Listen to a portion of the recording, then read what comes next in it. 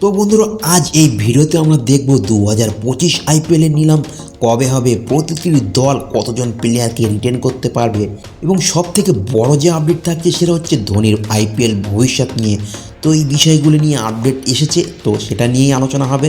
সম্পূর্ণ ভিডিওটি দেখতে থাকো, খুবই ইন্টারেস্টিং ভিডিও হতে চলেছে। আর অবশ্যই ভিডিওটি ভালো লাগলে একটি লাইক এবং চ্যানেলটিকে সাবস্ক্রাইব করে দেবে।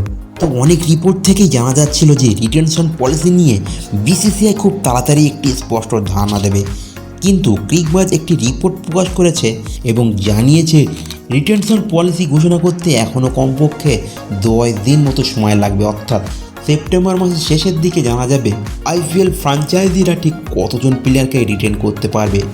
ক্রিকবাজের এই রিপোর্টে এটাও জানানো হয়েছে ফ্র্যাঞ্চাইজি নিজেদের রিটেন প্লেয়ারদের দাম নিজেরাই ঠিক করতে পারবে, অর্থাৎ আইপিএল টিম মালিকদের কাছে ছেড়ে দেওয়া হয়েছে রিটেন প্লেয়ারদের কত টাকা দিয়ে তারা নিজেদের দলে রাখবে।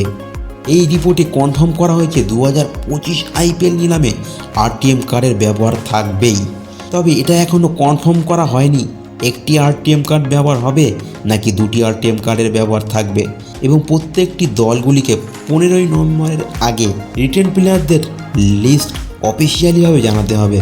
ক্রিকবাজের এই রিপোর্ট অনুযায়ী মেগা নিলাম খুব সম্ভবত ডিসেম্বর মাসে অনুষ্ঠিত হবে।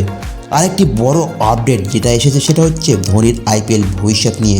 চেন্নাই সুপার কিংসের সিইও জানিয়েছে ধোনি যদি আইপিএল খেলতে চায়, সে যদি রাজি থাকে তাহলে তাকে সিএসকে টিম অবশ্যই রিটেন করবে। সেটা যদি দুটো রিটেন করার অপশান থাকে তাহলেও ধোনিকে রিটেন করা হবে। তো বন্ধুরা, এতটুকুই আপডেট ছিল এবং আইপিএল বিষয়ের পরবর্তী আপডেট পেতে অবশ্যই চ্যানেলটিকে সাবস্ক্রাইব করে দেবেন।